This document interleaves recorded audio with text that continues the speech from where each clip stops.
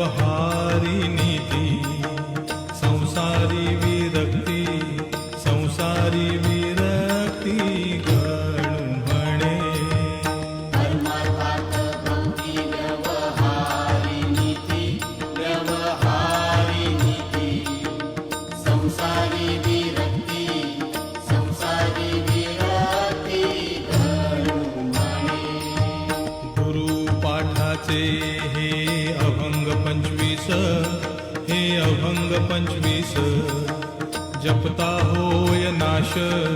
जपता होय नाश पातकांचा